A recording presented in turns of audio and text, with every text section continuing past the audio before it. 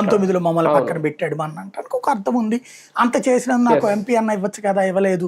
మంత్రి అన్న ఇవ్వచ్చు కదా, ఇవ్వలేదు. కనీసం ఏ నామినేట్ అడగడంలో తప్పు లేదు. లేదా ఆస్తి పరంగా ఏదో ఆవిడ ఆశ ఆవిడది చూసుకోవాలి. కానీ కేటీఆర్ కేసీఆర్ కంటే ఆస్తి పరురాలు ఈవిడ. రాధాకృష్ణ గారికి ఇచ్చిన ఇంటర్వ్యూలో ఒక ఫ్లాట్ వాళ్ళ నాన్న రాసి ఇచ్చాడని చెప్పింది. అంతకు మాత్రమే స్థాయి ఆవిడది. మరి ఇవాళ ఆవిడకి 100 కోట్ల ఆస్తి ఎక్కడ ఉంది? అదేదో మొన్న ఆ యాక్సిడెంట్ అయినటువంటి వంతెన ఉంది కదా, ఆ ఫ్లైఓవర్ ఈవిడ కోసమే రూట్ కూడా మార్చారని కదా హైటెక్ సిటీ. ఆ పక్కన ఉన్న పెద్ద బిల్డింగ్ ఎవరిది? కొన్ని వేల కొన్ని వందల సంస్థలు అక్కడ బిల్డింగ్. దాంతో పాటు వీళ్ళిద్దరికంటే ఆస్తి పర్రాలు ఆవిడ ఓ రకంగా.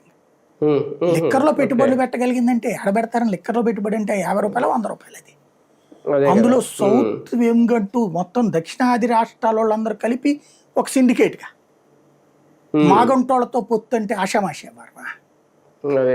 మాగుంటోళ్ళు పోని ఊరికినే రప్పించేవాళ్ళు కూడా కాదు వాళ్ళు, మహాముదులు ఆర్థికంగా.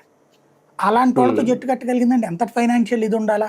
రావిడ అవినీతికి పాల్పడిందా లేదని నేను ధృవీకరించట్లా, బట్ పెట్టుబడులు అయితే పెట్టింది కదా ఆ గ్రూప్ లో. అంత సొమ్ము ఎక్కడి నుంచి వచ్చింది పెట్టుబడి పెట్టగలిగేది? కాబట్టి ఆర్థిక పరంగా ఆవిడకేం తక్కువ లేదు, లోటు లేదు.